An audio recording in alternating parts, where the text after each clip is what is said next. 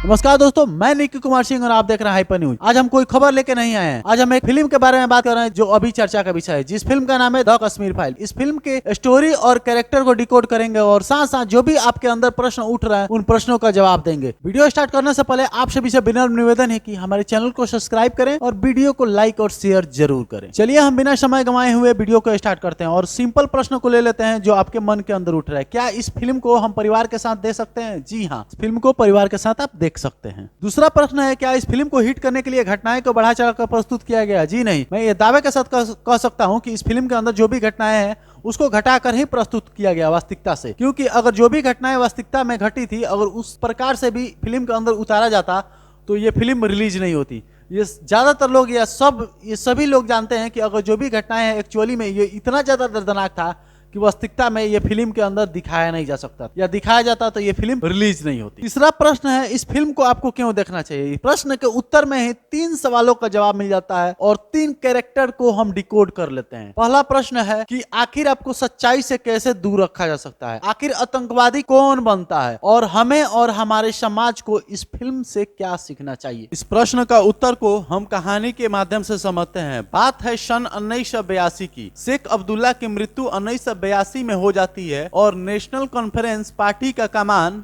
उसके बेटे फारूक अब्दुल्ला को सौंप दी जाती है और वो 1983 में चुनाव जीत जाता है। लेकिन फारूक अब्दुल्ला के बहनोई 1984 में पार्टी से हट जाते हैं, जिसके कारण उसकी सरकार गिर जाती है। लेकिन फिर क्या होती है, कांग्रेस के समर्थन के कारण फिर उनकी सरकार बन जाती है। फिर क्या होता है, भारतीय राजनयिक यानी कि भारतीय डिप्लोमेट का अपहरण कर उनको ब्रिटेन में ही उनकी हत्या कर दी जाती है जेकेएलएफ के द्वारा, जेकेएलएफ के सहयोगक भट्ट के द्वारा, और उस भट्ट को सुप्रीम कोर्ट फांसी की सजा देती है। और इंदिरा गांधी की सरकार थी उस समय, जब इंदिरा गांधी के सरकार के द्वारा उसको जेल में ही फांसी देकर जेल के अंदर ही दफना दिया जाता है, जिसके कारण जम्मू कश्मीर में तनाव का माहौल हो जाता है। और यहीं से फिर शुरुआत होती है कश्मीरी पंडितों पर अत्याचार। फिर 1 साल बाद ही इंदिरा गांधी की हत्या हो जाती है और भारत सरकार की कमान राजीव गांधी के हाथ में चला जाता है। और राजीव गांधी एक फैसला लेते हैं, अयोध्या के अंदर हिंदुओं को अनुमति दे देते हैं प्रार्थना करने के लिए, यानी कि पूजा करने के लिए। फिर क्या होती है, जहां जहां मुफ्ती सैयद की सरकार होती है, यानी कि जम्मू कश्मीर के अंदर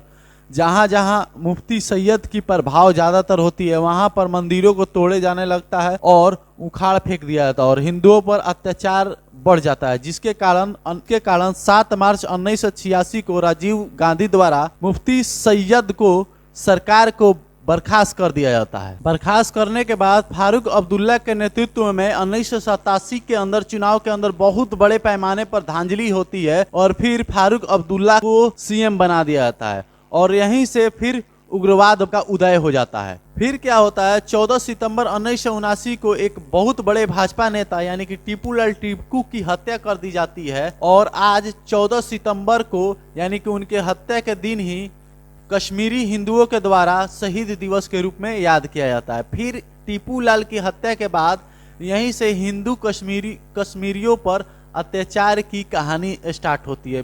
फिर भाजपा नेता टीपूलाल टिपू की हत्या जो करता है उसको जब साजा सुनाई जाता है एक जज के द्वारा, तो उस जज को उसी समय बाहर कोर्ट परिसर के बाहर ही उसकी हत्या कर दी जाती है और फिर यहीं से एक हिंदुओं पर अत्याचार की एक और बढ़त मिल जाती है। फिर क्या होता है, 2 दिसंबर 1979 को राजीव गांधी की सरकार गिर जाती है और जनता दल के नेतृत्व में विश्वनाथ प्रताप सिंह को भारत के प्रधानमंत्री बनाया जाता है और फिर उस समय मुफ्ती मोहम्मद सैयद को भारत का गृह मंत्री बनाया जाता है, जो राजीव गांधी के द्वारा ऐसे व्यक्ति को बनाया जाता है जो राजीव गांधी के द्वारा बर्खास्त कर दिया गया था हिंदुओं के कत्ल के कारण। यानी कि उस समय 1984 या 83 के दौरान जब मोहम्मद मुफ्ती सैयद जब कश्मीर का जब प्रधानमंत्री था, तो उस समय हिंदुओं पर इतना ज्यादा आतंकवाद बढ़ गया था। इस प्रश्न का उत्तर को हम कहानी के माध्यम से समझते हैं। बात है सन 1982 की।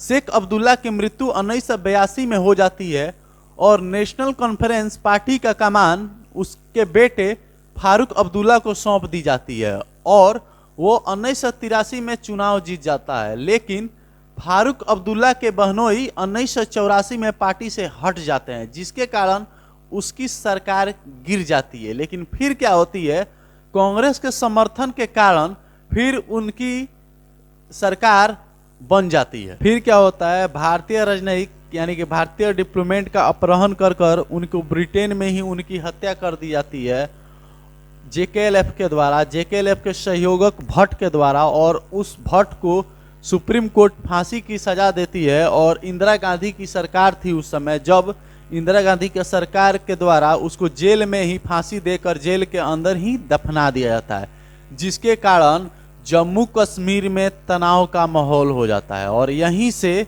फिर शुरुआत होती है कश्मीरी पंडितों पर अत्याचार। फिर एक साल बाद ही इंदिरा गांधी की हत्या हो जाती है और भारत सरकार की कमान राजीव गांधी के हाथ में चला जाता है। और राजीव गांधी एक फैसला लेते हैं, अयोध्या के अंदर हिंदुओं को अनुमति दे देते हैं प्रार्थना करने के लिए, यानी कि पूजा करने के लिए। फिर क्या होती है, जहां जहां मुफ्ती सैयद की सरकार होती है, यानी कि जम्मू कश्मीर के अंदर जहां जहां मुफ्ती सैयद की प्रभाव ज़्यादातर होती है, वहां पर मंदिरों को तोड़े जाने लगता है और उखाड़ फेंक दिया जाता है और हिंदुओं पर अत्याचार बढ़ जाता है, जिसके कारण 7 मार्च 1986 को राजीव गांधी द्वारा मुफ्ती सैयद को सरकार को बर्खास्त कर दिया जाता है। बर्खास्त करने के बाद फारूक अब्दुल्ला के नेतृत्व में 1987 के अंदर चुनाव के अंदर बहुत बड़े पैमाने पर धांधली होती है और फिर फारूक अब्दुल्ला को सीएम बना दिया जाता है। और यहीं से फिर उग्रवाद का उदय हो जाता है।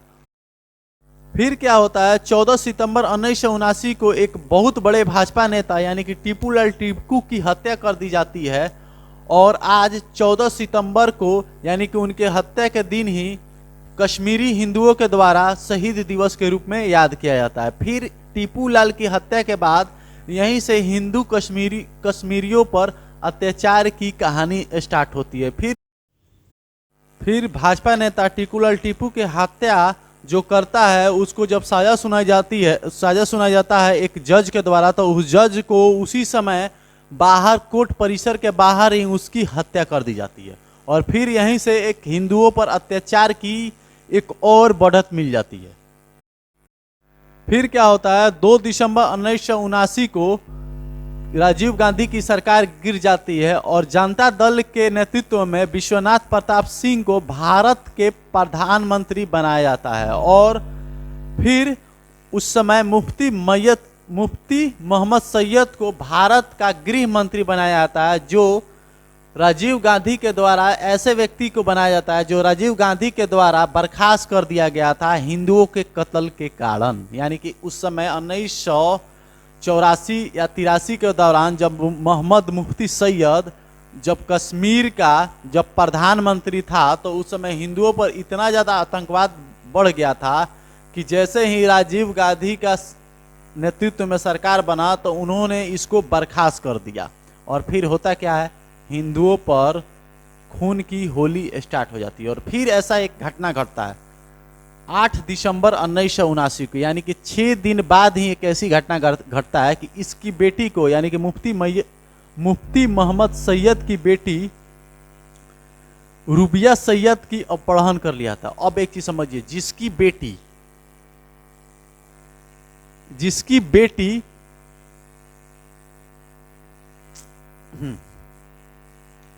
जिसका बाप होम मिनिस्टर हो उसका बेटी का अपहरण कर लिया जाता है और उसके बदले में 5 आतंकवादी को छोड़ाया जाता है, जो कि मतलब जेकेएलएफ का मतलब बहुत खूंखार आतंकवादी होते हैं। और इसके बदले में क्या होता है, अब भाई गृह मंत्री कौन है, मोहम्मद सैयद, और इसके बदले में क्या किया जाता है, सारे आतंकवादी को छोड़ दिया जाता है। और फिर यहीं से हिंदुओं का रक्तपात स्टार्ट होता है।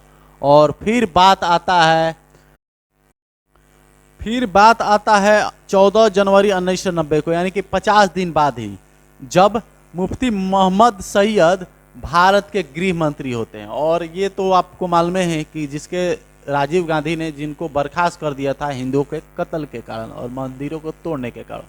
फिर 40 दिन बाद ही मस्जिदों से लाउड स्पीकर से आवाज़ आती है कि हिंदुओं यानी कि काफिर मतलब मुस्लिम को छोड़कर जो भी मतलब कश्मीर के अंदर रह रहे हैं वो या तो इस्लाम अपना लो या तो छोड़ दो, या महिलाओं को यहाँ पर छोड़ के चले जाओ। और फिर 14 जनवरी 1990 को ऐसी रात होती है जिस दिन हिंदू महिलाओं के साथ रेप होता है और उनके स्तन काट दिया जाता है और उनको बीच बीच आरी मशीन होता है उससे चीर दिया जाता है। और जो भी, चलिए अब हम फिल्म के कैरेक्टर को डिकोड करते हैं और समझने का प्रयास करते हैं।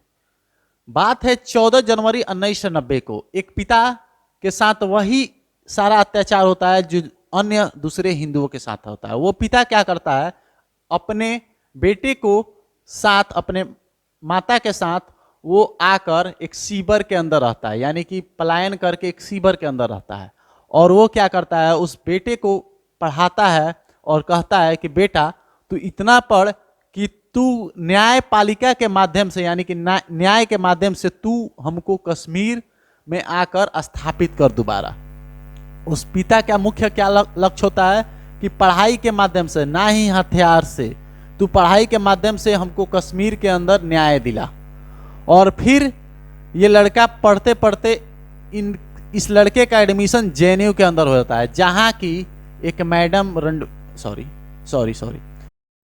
उसी कॉलेज के अंदर पढ़ाती हैं जहाँ ये एक कश्मीरी पंडित का लड़का पढ़ाई करता है। और इस लड़के के अंदर ऐसी मानसिकता को भर देती है कि तुम्हारे पिता के साथ जो हुआ है ये एक घटना था।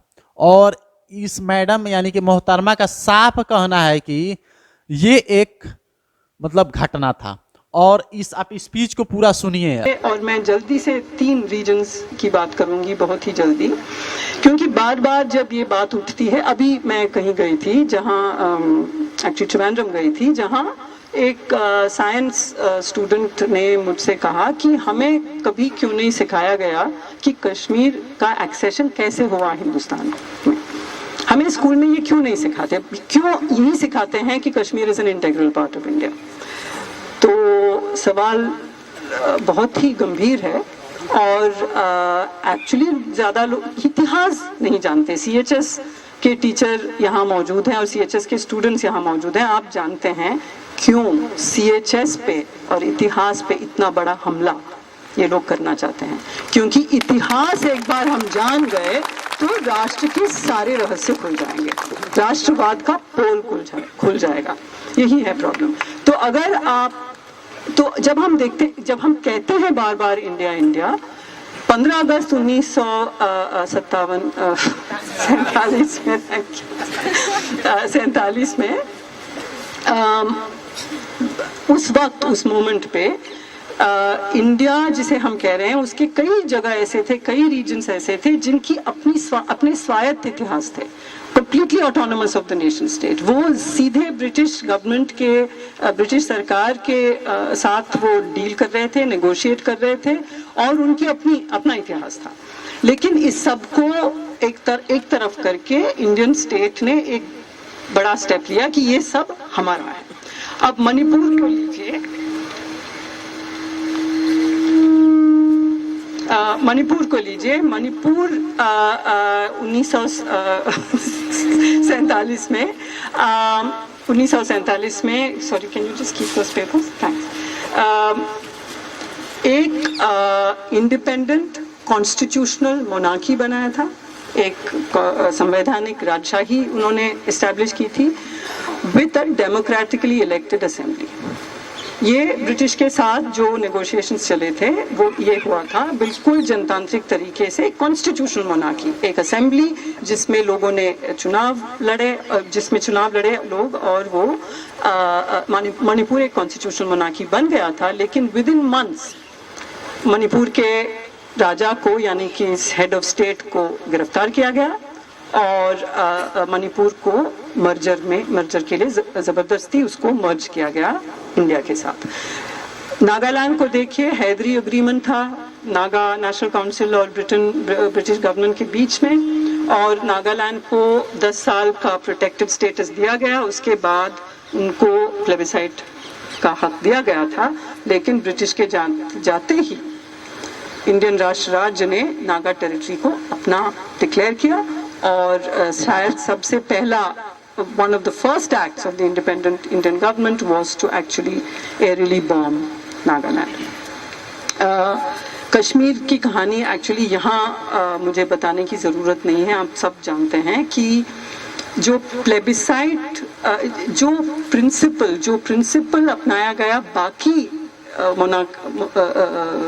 किंगली स्टेट्स के लिए, जैसे जूनागढ़ को लीजिए, जूनागढ़ के रूलर मुसलमान थे, लोग हिंदू थे, वो चाहते थे कि वो पाकिस्तान के साथ जाए, लेकिन प्रिंसिपल ये दोहराया गया कि लोग क्या चाहते हैं, और लोगों ने चाहा क्योंकि हिंदू मेजॉरिटी था कि हिंदुस्तान के साथ रहेंगे, तो जूनागढ़ हिंदुस्तान में आ गया। और ऐसे कई और स्टेट्स भी थे, लेकिन कश्मीर में ये हुआ कि जो एक्सेशन हुआ पाकिस्तानी वो ट्राइबल इन्वेजन के बाद, वो एक्सेशन एक शर्त पे हुआ था कि, और कश्मीर आप जानते ही हैं, मुस्लिम मेजॉरिटी और हिंदू रूलर, तो वही प्रिंसिपल अपनाया जाना चाहिए था जो जूनागढ़ के साथ हुआ था, नहीं हुआ। और एक्सेशन इस शर्त पे हुआ कि जब इन्वेजन खत्म हो जाएगा, जब सिचुएशन शांत हो जाएगी, तब प्लेबिसाइट होगा। तब से आज तक प्लेबिसाइट नहीं हुआ है, और हम सब जानते हैं कि दुनिया भर में ये माना जाता है कि India is illegally occupying Kashmir. Everybody accepts it. Let us go and invade the US. Let us go and invade the European countries because we are a global superpower. And they are saying Kashmir is illegally occupied by India. ये क्यों है? आप जानते हैं, text book आते हैं या time या न्यूज़ वीक आता है, उसमें जो मैप दिखाया जाता है, उसमें हमेशा एक अलग तरह का मैप दिखाया, तो फिर उन कॉपीज़ को तभी बिल्कुल जलाया जाता है, सेंसर किया जाता है, हमारे पास आते ही नहीं हैं।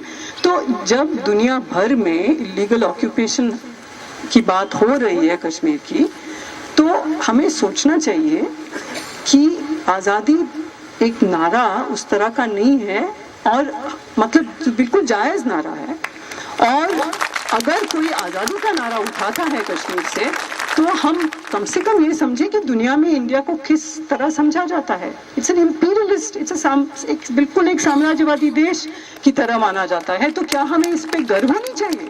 गर्व होना चाहिए।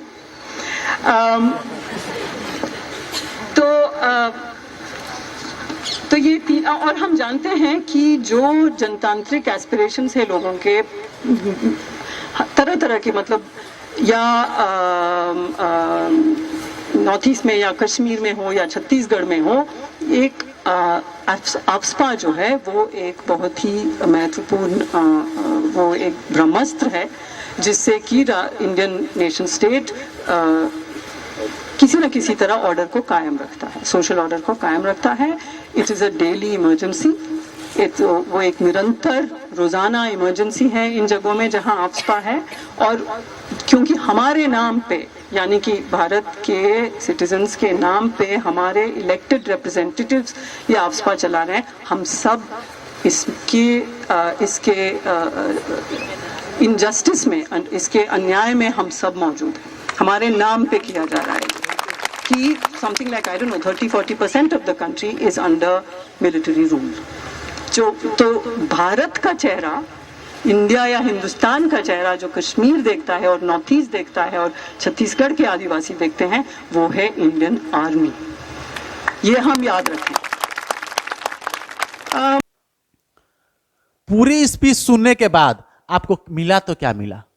पूरी स्पीच सुनने के बाद मिला तो क्या मिला? इस स्पीच से ये मिलता है कि कभी भी अगर आपका कितनी भी पढ़ाई अच्छा कर रहे हैं, अगर आपका जगह पढ़ने का अच्छा ना हो, तो आपके दिमाग के अंदर मानसिकता गलत भरा जा सकता है। यानी कि शिक्षा आप लेते हैं तो उसका जांच, यानी कि परख लेना आपको जरूरी है कि हम जो शिक्षा ले रहे हैं वो सही है या गलत है। दूसरा प्रश्न उठता है मेरा, जो सबसे मुख्य इस क्वेश्चन मतलब इस वीडियो का बनाने का मुख्य था, क्या किसी कश्मीरी पंडितों ने हथियार उठाया? जी नहीं। क्यों नहीं उठाया? क्योंकि आज तक उनको इस प्रकार का शिक्षा ही नहीं दिया गया। यानी कि जिस व्यक्ति के अंदर, जिसका परिवार उसको एक बढ़ावा देता है, वही एक आतंकवादी हो सकता है और होता भी है। आज तक क्यों किसी हिंदुओं ने आतंकवादी नहीं हुआ? इतने बड़े बड़े आतंकवादी में से कोई नहीं हुआ, क्योंकि उनको आज तक ऐसा शिक्षा ही नहीं दिया गया।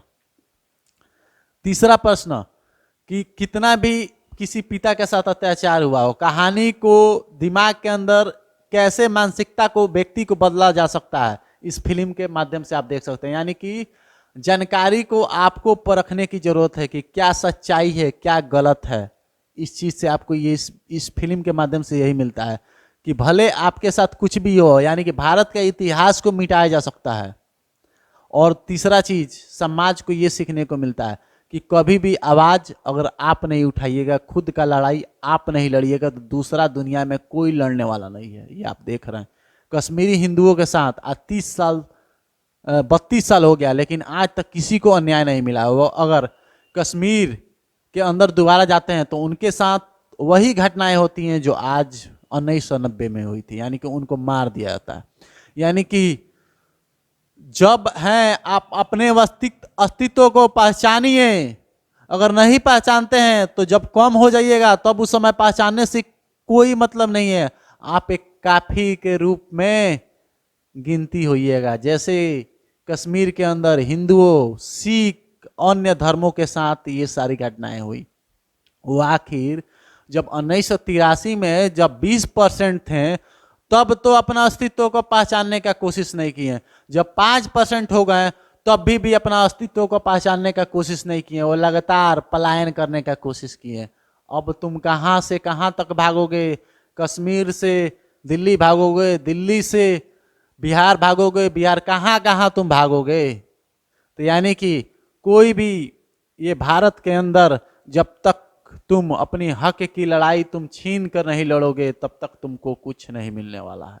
ये भारत है बाबू। मोहतरमा का कैरेक्टर का डिकोड कर रहा है तो ये मोहतरमा बहुत सारे कॉलेजों के अंदर पढ़ा चुकी हैं, दिल्ली के अंदर पढ़ाई हैं और आज जेएनयू के अंदर पढ़ा रखी हैं। अब एक ऐसी सोचने वाली बात है जहां इस प्रकार का शिक्षक न्याय देता हो, मतलब पढ़ाई कराता हो, उस लड़के के अंदर, जहन के अंदर क्या भरा जाएगा। आप जानते ही हैं कुछ दिन पहले नारा लगा था फ्री कश्मीर, हम लेके आएंगे जिसमें बाकी सारे कैरेक्टर को भी डिकोड करेंगे। जय हिंद, जय भारत।